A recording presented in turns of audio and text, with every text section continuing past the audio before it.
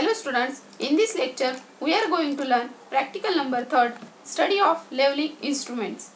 Instruments required dumpy level with stand, leveling staff, chain or tape and a level field book for recording staff readings, distances, etc.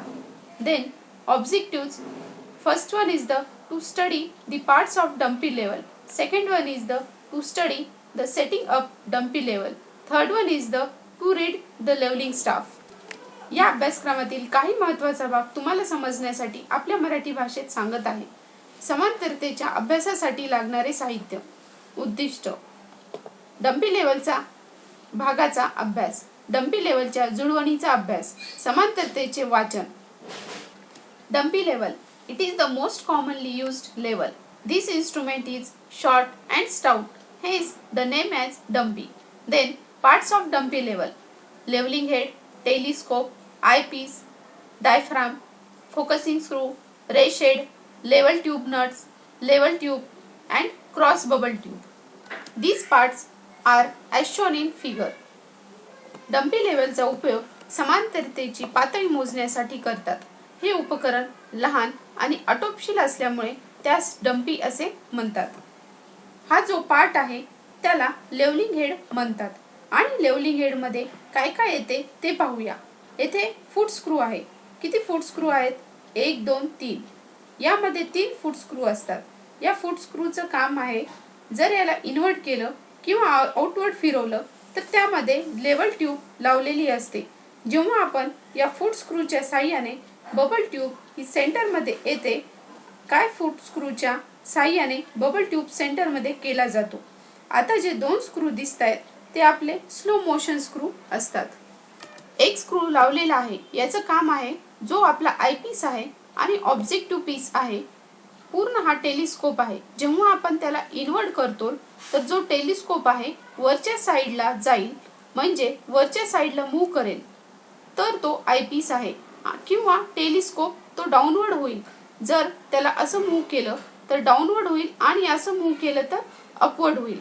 याचं काम काय आहे की आपला जो diaphragm आहे किंवा जो ऑब्जेक्ट आहे, बिलकुल आपली लाईन ऑफ साईट आहे ती एक डायरेक्शन मध्ये आली पाहिजे, ज्याचा यूज करते. आपला जो टेलिस्कोप आहे वरती हे गन पॉइंट आहेत. याचं काम आहे की आपण आयपीस मधून पाहण्याच्या अगोदर गन पॉइंटनी आपली ऑब्जेक्ट फिक्स करावी लागते. नंतर या आयपीसच्या साहाय्याने ऑब्जेक्टला मेजर करतो. आता हा आपला आयपीस आहे आणि हा ऑब्जेक्ट पीस. इथे काही स्क्रू लावलेले असतात. सुरुवातीला तुम्हाला क्लिअर दिसणार नाही. तुम्हाला काय करावे लागेल, याच्या मदतीने डायफ्राम बनवायचं. जेव्हा आयपीस स्क्रूच्या मदतीने डायफ्राम बनवला जाईल त्याच्यानंतर डायफ्राम एकदम क्लिअर झाला पाहिजे. डायफ्राम म्हणजे तुम्हाला चकोर लाईन दिसतील अशा, जे की तुम्हाला क्लिअर दिसायला पाहिजे. 2 लाईन क्लिअर दिसायला लागतील. मग या टेलिस्कोप मध्ये फोकसिंग स्क्रू अटॅच आहे. या फोकसिंग स्क्रूला स्लो मूव्ह करायचं. जेव्हा आपला डायफ्राम तयार होईल, फोकसिंग स्क्रूला मूव्ह करतो तर हळूहळू आयपीसच्या मदतीने तुमचा जो ऑब्जेक्ट आहे हळूहळू दिसायला लागेल. तुम्हाला काय करायचं, जोरात नाही फिरवायचं तर दिसणार नाही. खूप स्लो मूव्ह करायचं. जसं जसं स्लो मूव्ह करायला लागताल त्या पद्धतीचा ऑब्जेक्ट आहे तो दिसायला लागेल. आणि जसं ऑब्जेक्ट दिसायला लागेल तर एक फिक्स स्क्रू आहे लावलेला, त्याला स्पिंडल म्हणतात. जो टेलिस्कोप आहे या स्पिंडलवर फिक्स आहे. याच्या जो फिक्स स्क्रू आहे च्या मदतीने टाईट करून घेतलं. जो टेलिस्कोप आहे तो मूव्ह नाही करणार. जसं की त्याला लूज करतो, टेलिस्कोप मूव्ह करायला सुरुवात होईल. फिक्स स्क्रूने फिक्स करतो तर ते मूव्ह करणार नाही. परंतु जो स्लो मोशन स्क्रू आहे याला फिक्स करण्याच्या नंतरही मूवमेंट करेल, जो आहे अपवर्ड आणि डाऊनवर्ड करण्यासाठी उपयोगी येतो. ऑब्जेक्टला पाहण्यासाठी मदत करते. तर मित्रांनो, अशा पद्धतीने तुम्ही डम्पी लेवलमध्ये यूज होणारे कोणकोणते पार्ट्स आहेत आणि त्या पार्ट्सचा काय यूज आहे हे या स्लाइडमध्ये माहिती झालेली आहे. Levelling staff. It is telescope pattern self-recording staff, usually 4 meter long when fully extended. The solid top length of 1.25 meter long slides into central bore 1.25 meter long, which in turn slides into the lower or bottom box 1.5 meter. Each length, when pulled out to its full length, is held in position by means of brass spring catch. Each meter is divided into 200 divisions, each division being 5 mm. The meter numeral is in red and marked to right, and decimeter numeral in black and marked into the left. The staff appears upside down when viewed through the telescope, so that the readings are taken from above downwards. Level staff as shown in figure. Then adjustment of the level. There are two kinds. First one is the temporary and second one is the permanent. Temporary adjustments. Temporary adjustments are those which have to be performed at each setup of the level. They are first setting up the level and second focusing the eyepiece and object glass. Levelling staff. यामधील telescope हा भाग स्वतःच recording करू शकतो. Levelling staff हा सामान्यपणे पूर्ण उघडल्यानंतर 4 मीटर लांबीचा असतो. त्याच्या पृष्ठभागावर लांबी 1.25 मीटर लांबीच्या बाजू असतात. त्याच्या मध्यभागी 1.25 मीटर लांब त्या बाजू खालच्या दिशेने किंवा बॉक्सच्या तळाला 1.5 मीटर प्रत्येकी लांबी जेव्हा ती ओढल्या जाते तेव्हा असते. प्रत्येक मीटर 200 भागांमध्ये प्रत्येक विभागात 5 मिलीमीटर लाल आणि उजव्या बाजूला डेसिमीटरचे अंक काळ्या रंगात डाव्या बाजूला असतात. दुर्बिणीद्वारे पाहत असताना वरच्या बाजूला असणारा स्टाफ जेणेकरून वाचन वरून खाली नेले जाईल. टेम्पररी ॲडजस्टमेंट कसं केलं जातं? टेम्पररी ॲडजस्टमेंट मध्ये दोन प्रोसेस असतात. पहिली म्हणजे सेटिंग अप द लेवल म्हणजे लेवलची स्थापना. दुसरी आहे focusing the eye piece and object glass. Then coming to the setting up the level. Fixing the instrument on the tripod.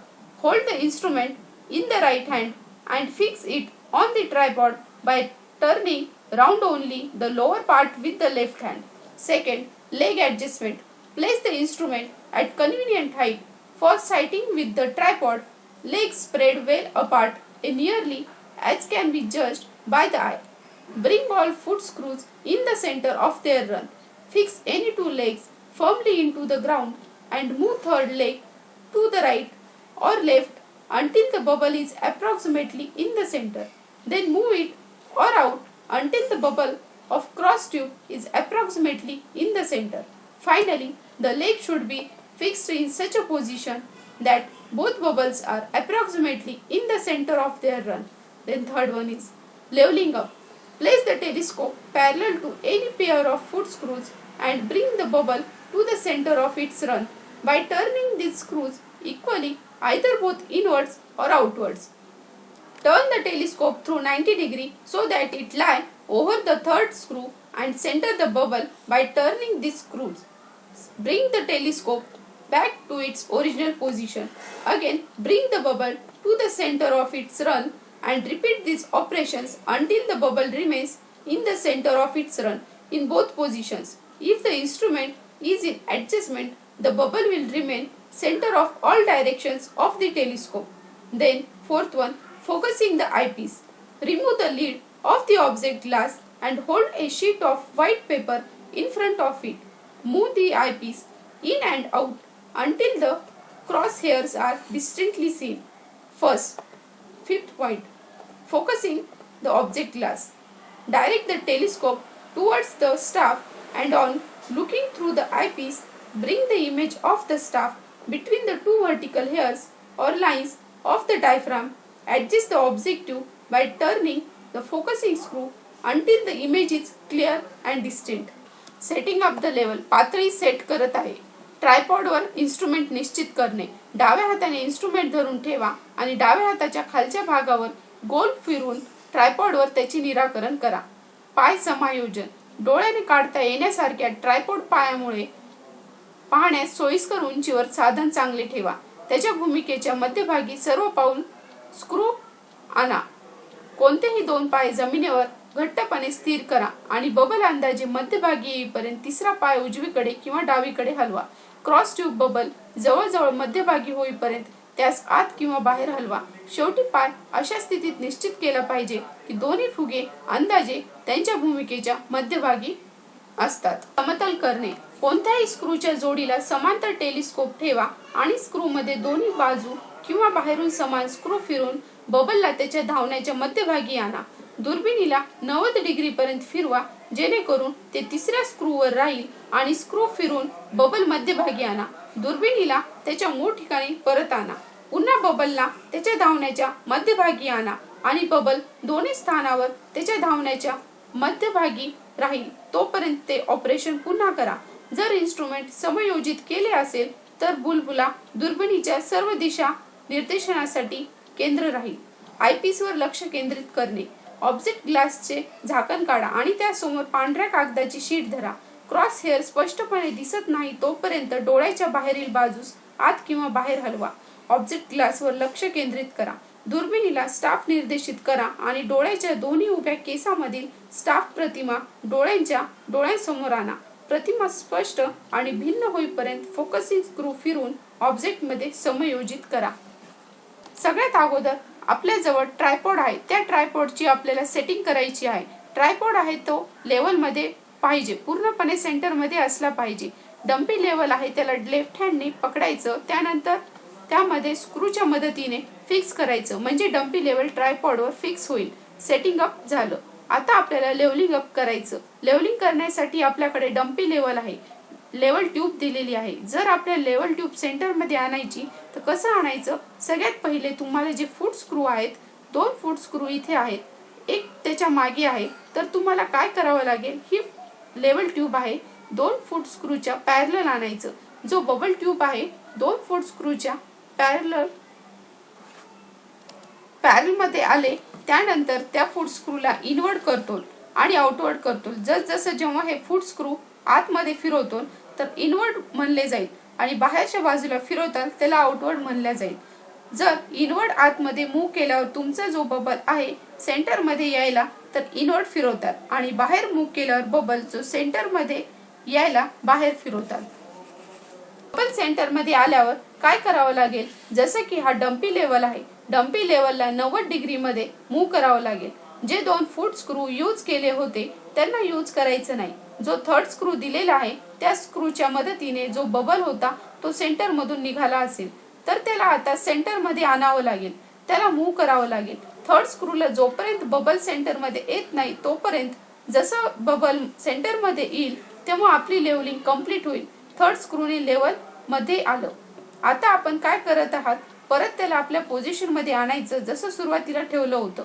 पहिल्या पोझिशन मध्ये आणलं, त्याला लेवल मध्ये आणायचं, परत त्याला 90 डिग्री मध्ये मूव्ह करतात. त्यानंतर बबल आहे तो सेंटर मध्ये येईल. Third step parallel of elimination. यासाठी आपल्याला टेलिस्कोपची गरज पडेल. आयपीस आहे, हे ऑब्जेक्टिव्ह पीस आहे. जर तुम्हाला आयपीसच्या मदतीने डायफ्राम बनवायचं, यामध्ये स्क्रू आहेत, या स्क्रूला मूव्ह करून केल्यावर यामधून पाहाल डायफ्राम कसं ते पहा. लाइनिंग इन वरती जे असते ते अपर स्टेडियर, खाली जे असतं लोअर स्टेडियर, म्हणजे मध्ये जे असतं ते क्रॉस हेअर. यामध्ये तुम्हाला काय डायफ्राम बनलं, डायफ्राम क्रॉस हेअर दिसेल. जसं बिलकुल क्रॉस हेअर आहे ते साफ दिसेल. तुम्ही आयपीसच्या मदतीने डायफ्राम बनवलं. अपर स्टेडियर, लोअर स्टेडियर आणि क्रॉस हेअर दिसेल. क्रॉस हेअर दिसल्यानंतर तुम्हाला काय करायचं? हे फोकसिंग स्क्रू आहे, त्या फोकसिंग स्क्रूला खूप हळूहळू मूव्ह करायला पाहिजे. जे तुमचं ऑब्जेक्ट आहे या गन पॉइंटने ऑब्जेक्ट पर्यंत घेऊन जायचं. नेल्यानंतर हे स्लो मोशन स्क्रू हळूहळू मूव्ह करतो तेव्हा तुम्हाला हळूहळू जो ऑब्जेक्ट आहे तो पूर्णपणे क्लिअर दिसायला लागेल, साफ दिसायला लागेल. जसे की लेवलिंग स्टाफ आहे, डम्पी लेवल पासून लेवलिंग करतो. लेवलिंग आहे याच्या मदतीने आयपीसने पाहतो. आयपीसच्या मदतीने जेथे आपण पाहतो तेथे आपली क्रॉस हेअर जात असेल. जी क्रॉस हेअर या लेवलिंग स्टाफवर बनतीये तेथे आपली रीडिंग नोट करतो. या स्लाइडमध्ये टेम्पररी ॲडजस्टमेंट ऑफ डम्पी लेवलची कशा प्रकारे ॲडजस्टमेंट केली जाते ही सर्व गोष्टी तुम्ही शिकलात. Coming to the reading the staff. First one, having set up and leveled the instrument carefully, direct the telescope towards the staff held vertically on the staff station and focuses it. Second, always bring the staff between 2 vertical hairs or lines and always use the portion of the horizontal crosshair between them in reading the staff. Reading should be taken at intersection. First note the red figure, then black figure, and finally count the spaces. Then record the readings in the field book. दुर्बिणीस काळजीपूर्वक समपातळीवर स्थापित करा. तेथून समांतर पातळीवर निश्चित ठिकाणावर लक्ष केंद्रित करता येईल. नेहमी स्टाफच्या मध्ये दोन उभ्या केसासारख्या रेषा असतात आणि त्यांचा उपयोग आडव्या छेदून गेलेल्या केसासारख्या रेषा त्यामधील वाचन करता येते. पहिल्यांदा लाल अक्षरातील आकडे किंवा संख्या लिहून घ्या. नंतर काळ्या रंगातील अंक किंवा आकडे, शेवटी त्यामधील अंतर यांची नोंद फील्ड बुक मध्ये घेण्यात यावे. So stay tuned for next lecture. We will see the collimation system and rise fall system numerical. Thank you.